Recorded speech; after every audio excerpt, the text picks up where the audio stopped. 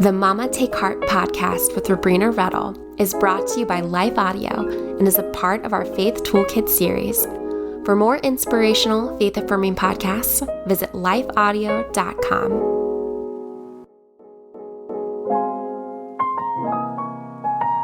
Welcome back to Mama Take Heart, Understanding Your Gen Z Girl. I'm Rabrina Reddle, and I'm here to help you be the gospel-centered, compassionate, and influential voice in your girl's life to help equip and empower you with resources and practical takeaways, whether you're looking for ways to intentionally connect or to have hard conversations. So don't fret, Mama. Instead, take heart. In episode 1, we learned about Generation Z, and we will build on that in today's episode. So to summarize, Gen Z are those born between 1996 and 2015. They are well-versed in technology and are considered digital natives. Gen Z's ability to create, connect, and consume is a driving force in how they view themselves, the world around them, communicate with one another, and find community. In the previous episode, I referred to how the hormone oxytocin is increased from using technology, but the other more prevalent hormone released is dopamine. It's the feel-good or pleasure hormone, and it's induced by getting likes, hearts, and followers on social media. More to come on that subject soon.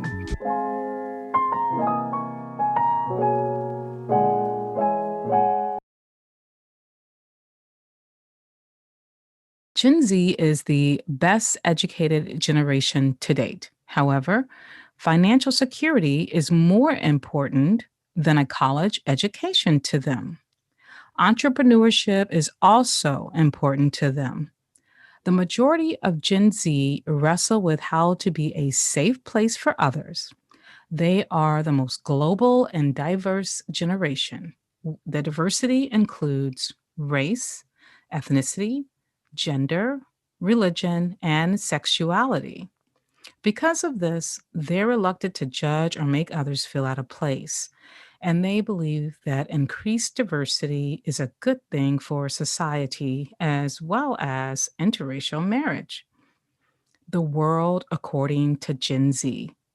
Many believe happiness is the ultimate goal in life, and some Gen Zers believe a male-female label is unnecessary, and it's determined by how a person feels rather than the gender they're born. To them, it's not necessary to label male-female sexuality, as it's considered non-binary or fluid. When it comes to same-sex marriage, according to a Pew Research, 48% say it is good for society, 36% say it doesn't make a difference, and 15% see it as a bad thing. Those who may not agree with fluidity will still respect it, when we respect those who do. Although they are most concerned with personal achievement, hobbies, and friends, it may be surprising to hear about half of surveyed tweens or teens look up to their parents. So let's venture more in depth into the world of Gen Z to help you understand their world. I encourage you to go back and listen to the full episode of episode 1 if you haven't already. We're learning about them because we want to start at a place of understanding so that 1, we can get an idea of what we're dealing with. 2, we know how and what to pray. And 3, we can have empathetic, gospel-oriented conversations. Also, personally, I'm a believer that the less shocking something is to you, the easier it is to enter into conversation. Now, my kids attended public school, but even if your kids are homeschooled, which now a lot of us are homeschooling, or at least distance learning due to COVID-19, but if they are not exposed to this on a daily basis, if your teen or tween is on social media, they are going to have some exposure. So today we're going to take a look at what security means to them or what's going on in the world means to them, the trends of high risk behavior and mental health, and what they say about faith and the church. Security or what's going on in the world. They believe climate change is real. Most believe it has to do with the actions of humans, such as the size of our carbon footprint and the consumption of resources. Many believe in the rights of others, whether standing up against racial injustice, sexism, misogyny, or standing up for gender rights or same sex marriage. They are not afraid to fight for what they view is wrong. They are less likely than previous generations to see America as superior to other countries.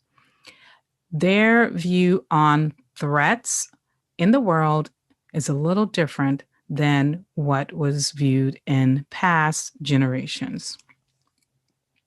So now we're going to discuss the high risk behaviors. The CDC conducted a youth risk behavior survey trends report from 2009 to 2019. And here are some of their findings. When it comes to the physical well being, obesity increased from 10.65% in 2009 to 15.5% in 2019. Many Gen Zers aren't interested in eating breakfast. However, there is a decrease in how much soda is consumed. Physically, it hasn't changed very much. They are mostly still getting physical activity, 60 minutes a day. Now, this was 2019. Once again, because of COVID, there may be shifts in those numbers. So, and this information is from the CDC, Centers for Disease Control and Prevention. So now let's talk about some other areas of high-risk behavior. There's also a decrease in alcohol usage before the age of 13. And fewer students are using select illicit drugs such as cocaine, meth, inhalants, and hallucinogens. However, according to the report, 1 in 7 students have never misused prescription opioids. That would be only 14% who have not misused prescription opioids.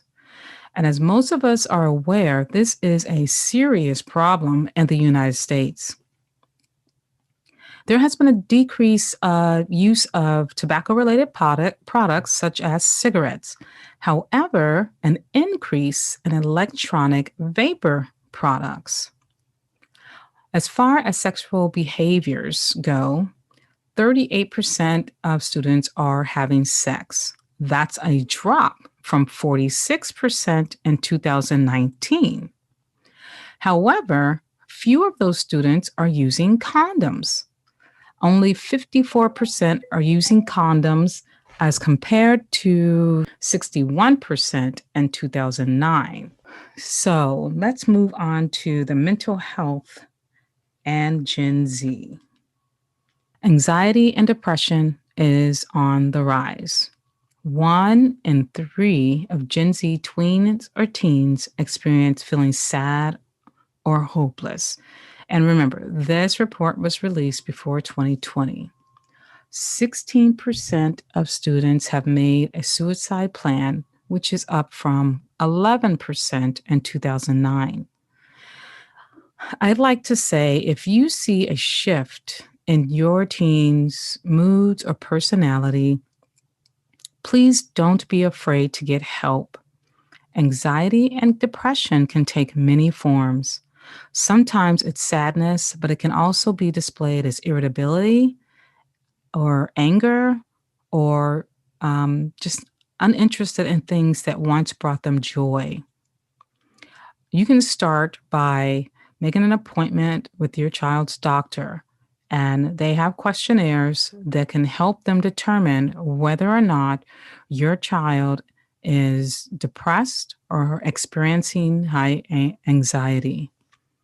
Once again, this is a topic of conversation close to my heart, so I'll be discussing more about anxiety and depression in future episodes.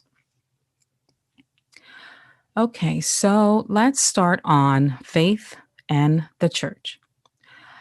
This information comes from the Barna Group, and research states that although they are the most inclusive generation, Gen Z is the most post-Christian generation ever. Atheism is on the rise. 37% say it isn't possible to know for sure God is real. Many teens believe truth is relative and unknowable. Here is where we're going to talk about ways that we can help them see and feel that God is real. Gen Z believes that if you believe something, it makes it real. And 58% believe there's no one true religion. So that is something that we need to think about and take into consideration. So those who attend church think that church is more positive than negative. 82% say church is a place to find meaningful answers to life and that the church is relevant to my life. Half of them say the church seems to reject scientific research. 77% say they can be themselves at church. However, 38% believe church is overprotective of teenagers. Well, I just want you to hang in there because I know there's a lot to take in. And this information isn't to scare, but to prepare and to help us know how to fight for our kids. In our next episode, we'll conclude our look at Gen Z with where they stand in faith in the church. And we'll also talk about ways to work towards heart transformation instead of behavior modification in our tween and teens' life. This information that I've gathered came from Pew Research, Barna Group, and CDC Youth Risk Behavior Survey Trends Report, and also access.org from Access Ministries. And these resources will be in the show notes. Remember, God is for you and you're not alone. With His Spirit, you are filled with courage and strength of purpose. So don't fret, Mama. Instead, take heart. Mama Take Heart is a production of Life Audio and the Salem Web Network. If you liked what you just listened to, would you take a second and leave us a rating in your favorite podcast app? It really does help more people like you find our show. This podcast is produced by me, Kelly Givens, and Steven Sanders, with executive oversight by Stephen McGarvey. You can find more podcasts like this over at lifeaudio.com.